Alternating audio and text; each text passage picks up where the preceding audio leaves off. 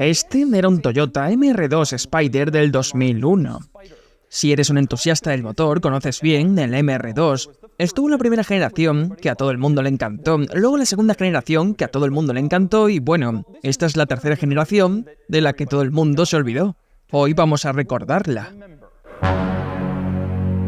He tomado prestado este MR2 Spider de un seguidor en la zona de Dallas, en Texas, lo cual lo convierte en el coche más pequeño de la carretera, en una tierra llena de pickups. Pero no es que sea pequeño ahora, ya era pequeño cuando salió en el año 2000. Este coche mide solo 153 pulgadas de largo, lo que lo hace del mismo tamaño que un Mini Cooper.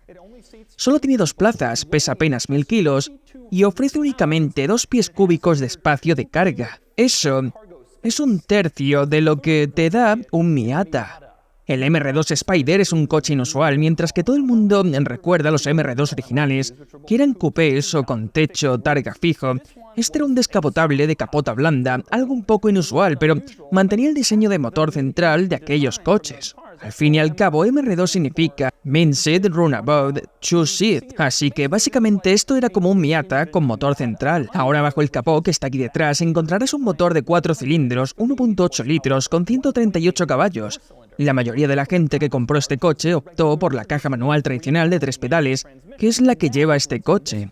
Aunque este coche nunca estuvo disponible con un automático, fue uno de los pocos coches asequibles que estuvieron con una transmisión manual secuencial, que básicamente es como un manual normal, excepto por el embrague, que está automatizado. Sistemas similares se encontraron en el Ferrari 360 y el Ferrari F430 con su transmisión F1, y aún así, aquí estaba, en un Toyota de $25.000. En fin, nadie recuerda este coche, recuerdan el Celica y, por supuesto, el Supra y los MR2 más antiguos, y todo el mundo conoce al Season FRS y al Toyota 86, pero el MR2 Spider ha quedado prácticamente olvidado, aunque hoy voy a ayudarte a recordarlo. Voy a enseñártelo y te voy a mostrar todos sus detalles y características, incluidos sus 2 pies cúbicos de espacio de carga. Luego voy a sacarlo a la carretera para ver cómo va y después le daremos una puntuación. Ya estamos por aquí una semana más y muchísimas gracias a todos los que seguís ahí semana tras semana. Vamos ahora con este coche que parece muy peculiar. Voy a empezar por la parte que probablemente más te interese, que es el motor central y concretamente cómo acceder a él. En realidad es bastante curioso, tiras de una pequeña palanca situada en el suelo, en el reposapiés del conductor, y eso abre la tapa del motor detrás. Lo interesante de esto es que el dibujito de esa palanca es el mismo icono del maletero que usa Toyota en el tirador del maletero en cualquier otro coche que fabrican. Simplemente lo reutilizaron aquí y pensaron, ¿por qué no? Toyota, siempre eficiente y práctica. Así que luego piensas, vale, ¿y dónde está el tirador para abrir la parte delantera? Que por supuesto es donde está el maletero del coche. Pues bien, eso está dentro de la guantera. Hay una pequeña palanquita que tiras y se abre el maletero. También tiene el mismo dibujo que Toyota usa para el capó en otros modelos. De hecho, sospecho que esa pequeña palanca es exactamente la misma que montan bajo el reposapiés del conductor en muchos otros Toyota. Y de nuevo, te garantizo que los ingenieros dijeron, ¿para qué vamos a hacer otra palanca? Ya tenemos una que funciona. Pero aquí es donde las cosas se vuelven un poco extrañas. Si quieres abrir la tapa del motor después de haberla liberado desde dentro, puedes simplemente acercarte y levantarla directamente como si fuera un maletero. Sin embargo, si quieres abrir el maletero delantero después de haberlo liberado desde dentro, tienes que acercarte y abrirlo con un cierre, como si fuese una tapa del motor.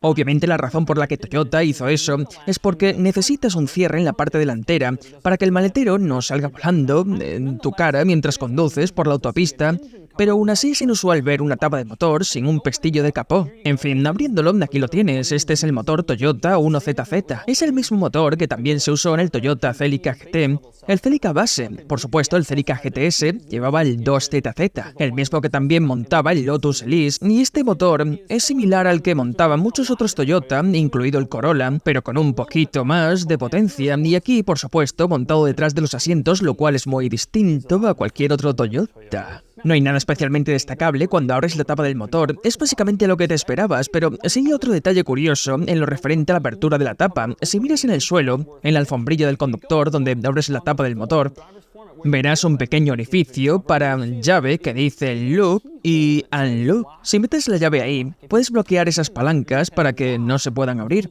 Ese cierre controla la tapa del motor y la tapa del depósito de combustible. Este sistema aparece en muchos Toyota y su intención original era que pudieras bloquear el maletero, por ejemplo, para que un aparcacoches no pudiera acceder a él. Pero en este coche usa el mismo mecanismo. Pero no bloquea tu maletero, bloquea tu tapa del motor. Así que si dejas esto en un aparcacoches y quieres bloquear esa zona, puedes asegurarte de que no tenga acceso al motor. Ahora bien, Toyota ha pensado en todo. ¿Recuerdas que dije que la palanca para abrir el maletero está en la guantera? Pues naturalmente también puedes cerrar con llave la guantera. De nuevo, que puedes impedir que el aparcacoches entre en el maletero y en el motor si quieres. Hay un par de cosas inusuales dentro del maletero. La más rara, con diferencia, es que en la tapa de plástico del propio maletero pone Minced Runabout. Como dije antes, ese es el motivo por el que este coche se llama MR2. Pero es rarísimo ver eso impreso en letras enormes en la cubierta de plástico del maletero. No me lo esperaba para nada, pero si alguna vez hubo debate sobre qué significaba MR, bueno, ya está resuelto. La otra cosa interesante de esa cubierta de plástico es que cuando la levantas verás que es una pieza un poco endeble y se vuelve a cerrar sola. Pero Toyota también pensó en esto.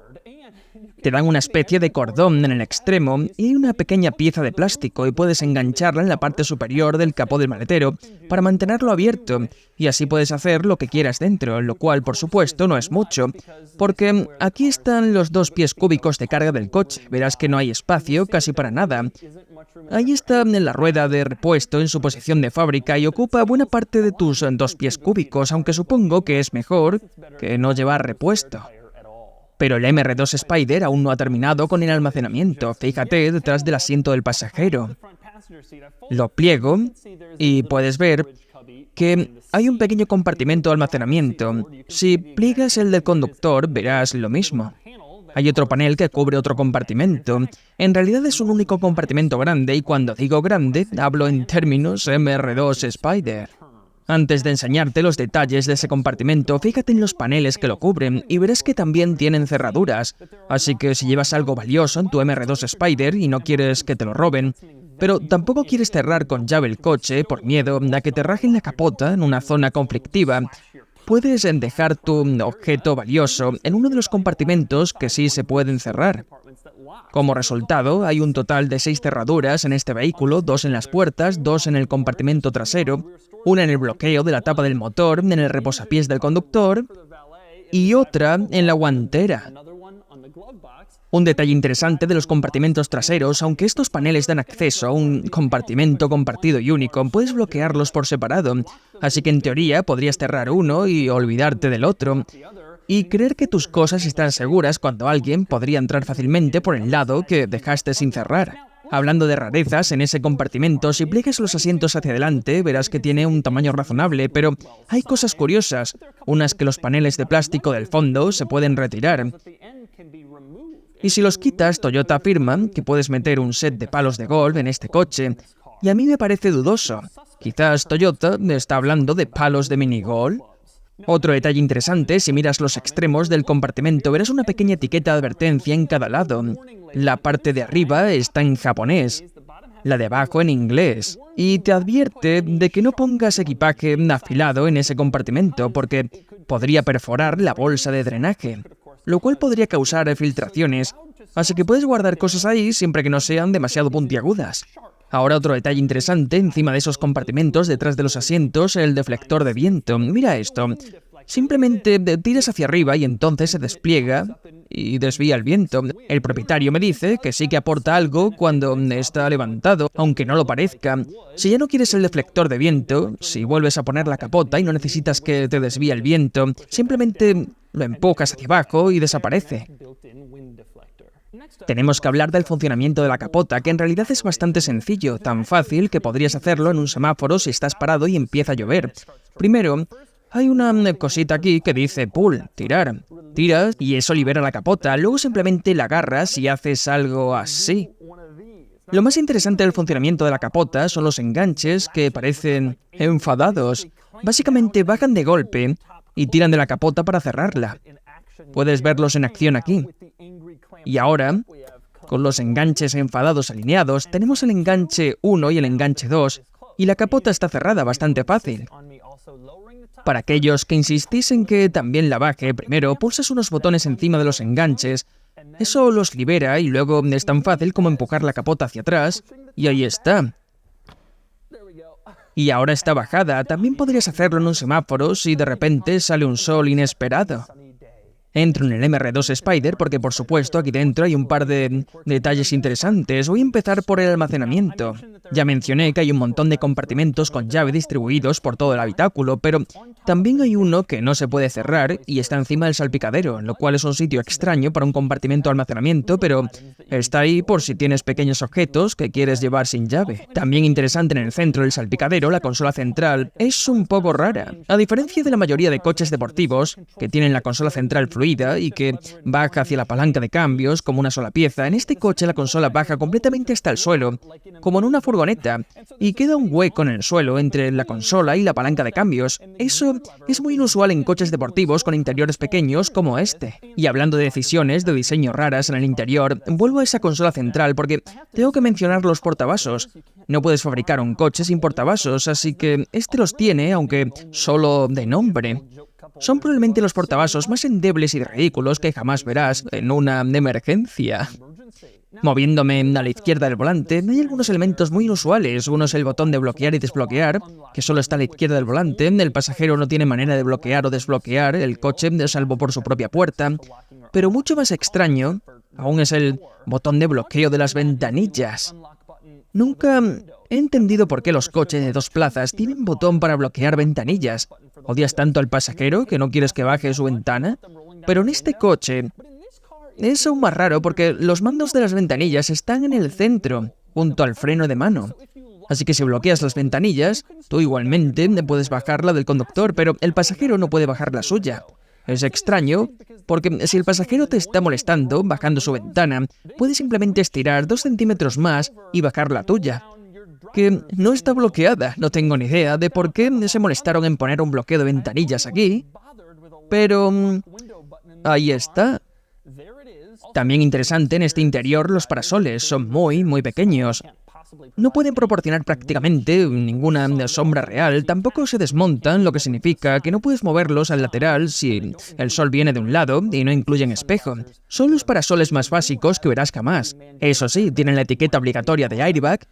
Quizás por eso Toyota se molestó si quieren ponerlos. Paso a la guantera y específicamente al manual del propietario. Hay un par de cosas interesantes en él, sobre todo cómo se representa el coche. Por ejemplo, la página sobre remolcar. Verás una advertencia contra remolcar el coche o usar el coche para remolcar, cosa que creo que nadie intentaría hacer con su MR2 Spyder, pero ¿no te encantan los dibujitos mostrando el MR2 Spyder? No es un coche genérico. Toyota se tomó la molestia de dibujar el MR2 Spyder siendo remolcado para decirte que no lo hagas. Un detalle que tengo que mencionar del manual está en la página 169, en una sección llamada Comprobación del estado de la batería, donde Toyota te dice qué herramientas usar para comprobarla. Las herramientas sugeridas son agua tibia y bicarbonato.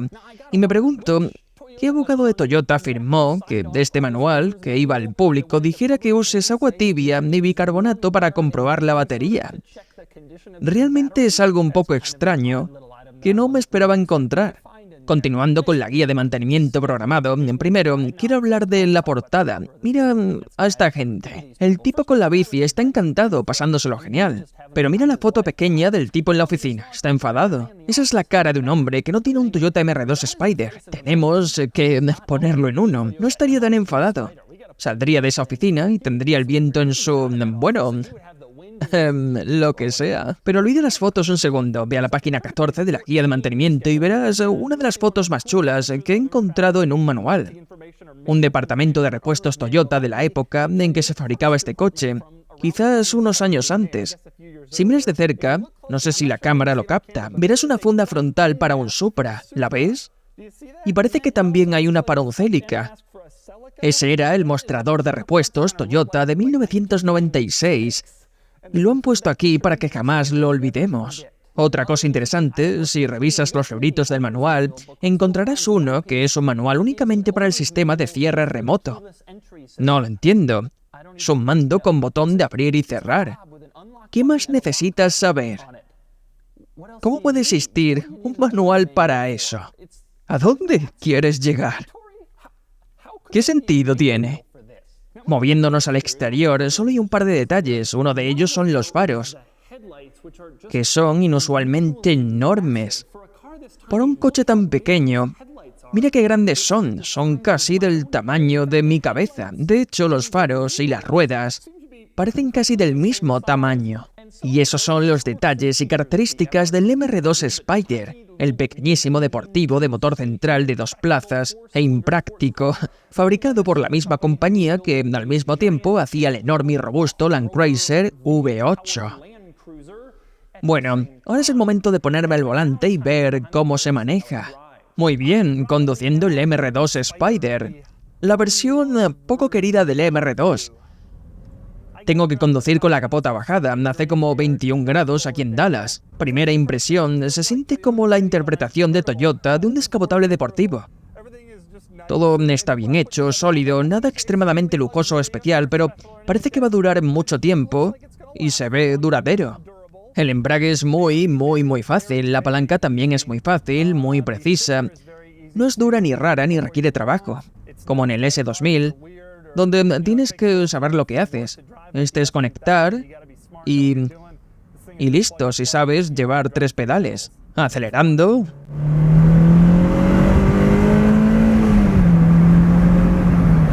Se mueve, pero no muy rápido ni con mucha fuerza. La potencia no era el punto fuerte del coche. El propietario me dijo que algunos le ponen el motor 2ZZ, el del Lotus Elise y el del Celica GTS, y que eso le da mucha vida.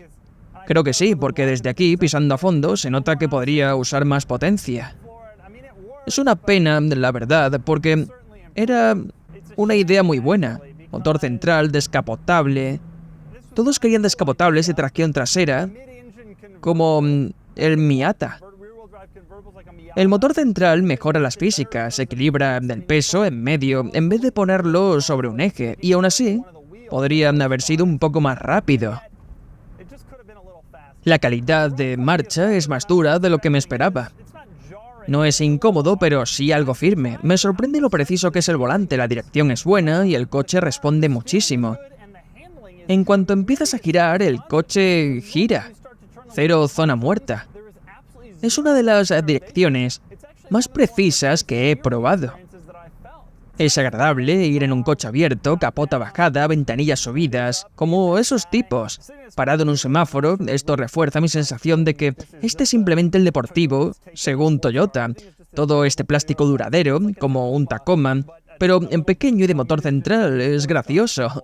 Y sí, golpea fuerte en las líneas de carril, pero estoy impresionado con el manejo. La dirección es muy precisa, el comportamiento es predecible y es un coche ágil, muy ágil. En este coche puedes simplemente lanzarte por las curvas. Lástima que, ya sabes, la aceleración no esté a la altura de lo rápido que gira. Una cosa que diré, la gente siempre me pregunta, ¿qué tal encajas en estos coches? Por eso siempre digo mi altura y diré que en este me ha costado. En la mayoría de coches modernos no tengo problema de encajar. La gente se queja, me metí en un Boxster y no cabía. Y es como, sí cabía, solo que era ajustado. Este coche es realmente ajustado, de los más ajustados en los que he estado. Creo que con este coche estoy más impresionado con el manejo de lo que esperaba. Tiene mucha más agilidad de la que me esperaba, pero acelera aún menos de lo que esperaba. Pensé que con 138 caballos, en un coche de este tamaño, estaría más vivo. Y no se siente vivo. Te lo pasas bien con la capota bajada y es divertido tener el motor en el centro. Ahí es donde es más disfrutable y emocionante.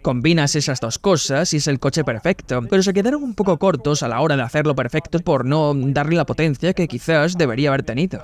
Y así, mira el Toyota MR2 Spider. Sobre el papel, es fácil ver por qué la gente se ha olvidado de este coche. Por un lado, era un descapotable de capota blanda, no un coupé real, así que mucha gente piensa que no es un deportivo verdaderamente enfocado. También era más lento que el MR2 anterior, que dejó de producirse en el 95. Además, el diseño es algo suave, es poco práctico y solo tiene 4 cilindros. Pero venga, gente, este coche es genial. Es un deportivo de motor central, tracción trasera, 2 plazas y cambio manual. Hecho por una marca conocida por su fiabilidad y facilidad de reparación. ¿Qué no te va a gustar?